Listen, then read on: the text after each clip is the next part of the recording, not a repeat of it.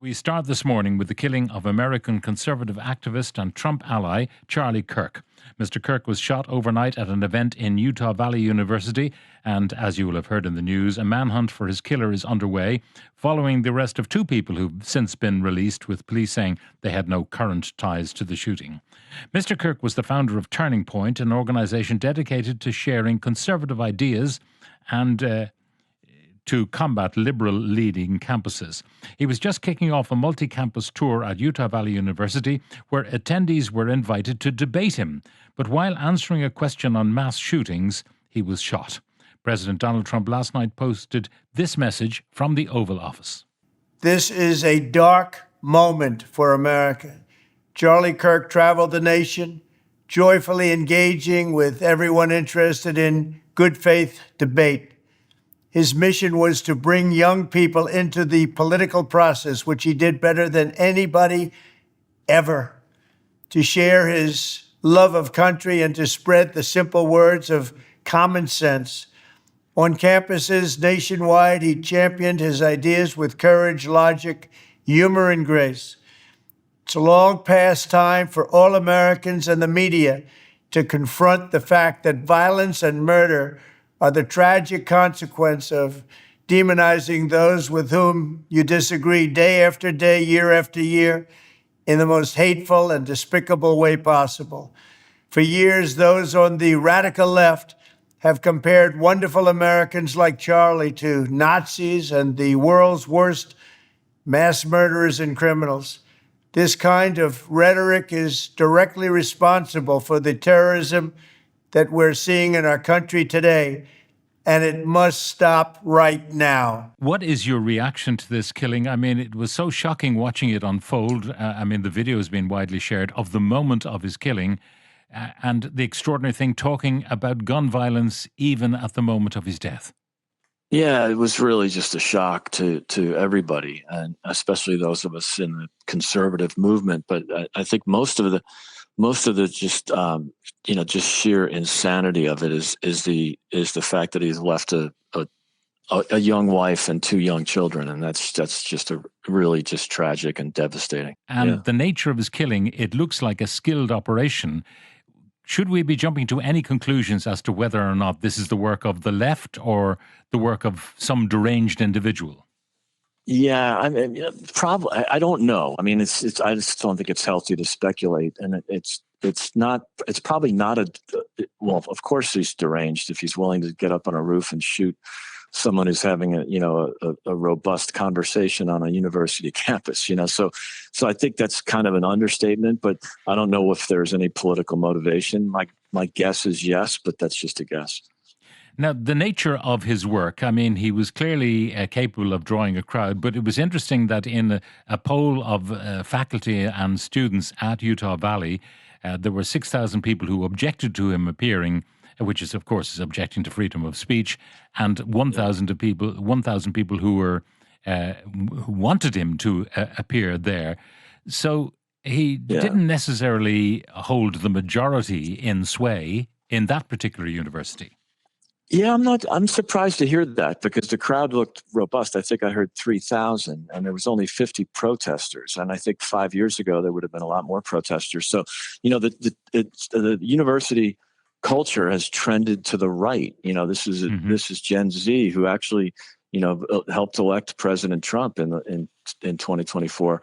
And Charlie was a big part of that. And I think not only did he convince a lot of young people and university students to switch to conservatism, but he also gave permission to the existing conservatives, and there are many that felt like they were canceled, that they weren't able to be honest about their political views. So, I think the culture's changed for the better in the last 4 or 5 years, with obvious exceptions like yesterday. But I do think that it's much more open and honest, and young people can actually express different viewpoints, which you couldn't do 4 or 5 years ago.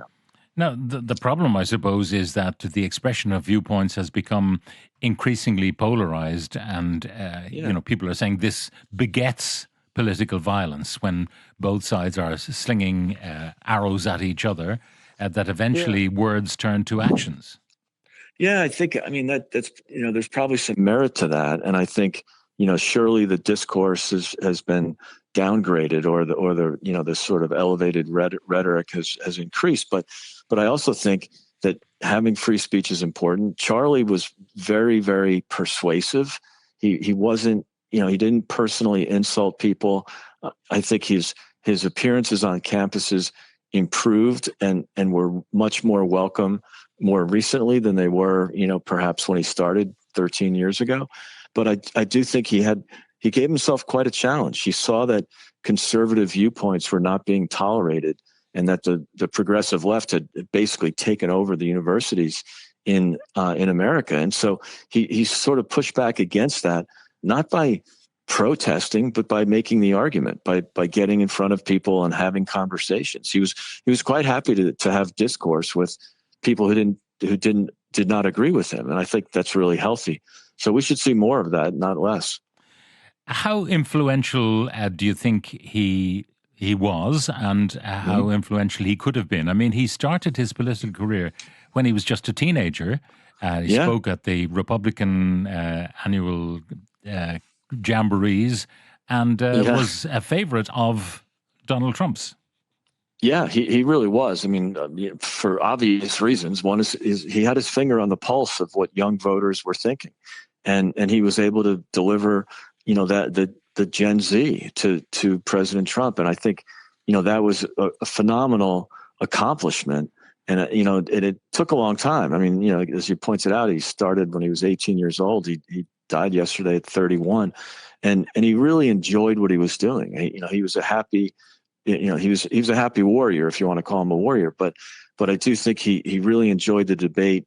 He started with just trying to, not just persuade young students to be conservative and to live, a healthy and wholesome lifestyle. But he also, ultimately was able to really deliver that vote. And as I mentioned earlier, he made it okay to be a conservative. And that was not, it just was so unpopular. Or 10 years ago, it was just, you had to be quiet if you were a conservative. And I think he really enabled conservative students to out themselves, basically. Now, his constituency at this time is obviously the young voter, but do you think he was destined for a career in mainstream politics? Possibly. Not in the near term, because he never really expressed any interest in running for office. He thought his value was much greater being an advocate, being someone to advise politicians. He reached out to J.D. Vance, way back in 2017, I believe, and really helped a lot of the new right politicians, including J.D. Vance, and then became a really trusted advisor to the president and to the campaign. So he definitely moved beyond his university roots, although he stuck with that. As you saw yesterday, he was doing a university tour. That was the first stop yesterday.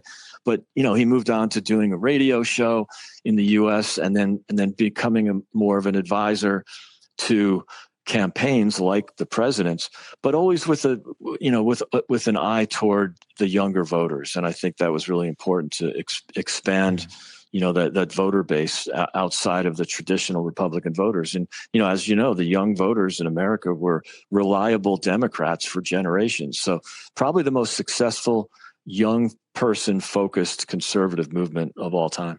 Now, there's a bitter irony in his stance, I suppose, on gun control, because he was a great advocate for gun rights. And he said in one interview, which is being played online now all the time, in one particular interview, he said, the price of, gun deaths every year is worth paying. That price is worth paying for the right to bear arms.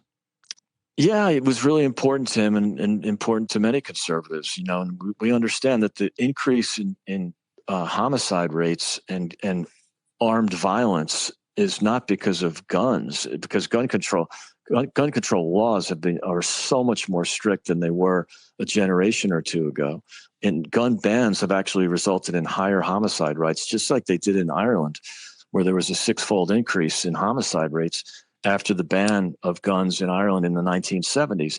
Same with the UK, up 50% after the 1997 just to clarify, ban. the people who had guns sure. in Ireland were people who had permits, people who were hunting with Yeah. guns and so on, and they Absolutely, had to register which is with the local. But that's always been the case. We've never had the ordinary citizen, not since our own civil war, have we had ordinary citizens going around with the pistols stuck in their waistbands. That simply was not the reality in these islands. No, that's true. I know it's not apples and apples, but I do understand that when we have had gun bans in the U.S., for example, homicide rates go up. And so, this is something that was important to Charlie. 92% of violent crime is not gun crime. And so, we have a crime problem. I mean, it's elevated as when like the Soros-backed prosecutors stopped prosecuting criminals and prosecuting felons. And then, of course, you had to defund the police movement. So in Chicago, for example, where I have a home, we have 12,000 policemen. We used to have 14,000. And we need at least 14,000. So, what's happened is crime goes up, gun crime included, goes up because we don't prosecute the laws. Almost all of the gun crime in Chicago are with guns that are illegally owned. They're not from legal gun owners.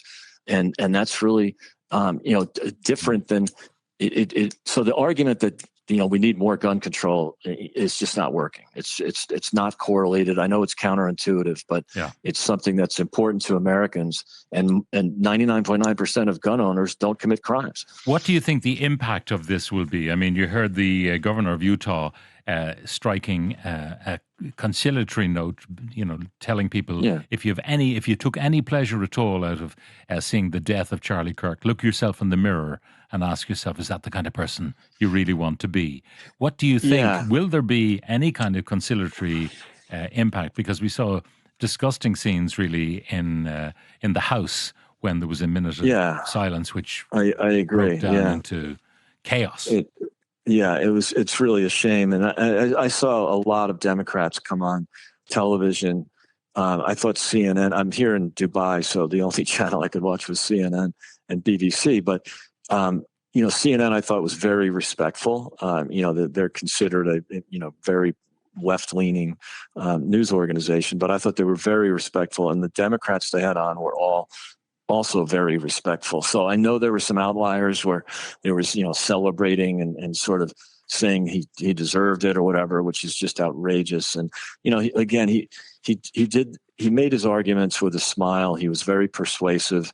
That's just classic free speech. And he's really brought diversity of thought back to the universities, and he should be commended for that. So it is a shame that there was some really atrocious responses. But for the most part, I felt sort of watching a lot of media in the last 12 hours or so, I thought for the most part, the Democrats were very respectful.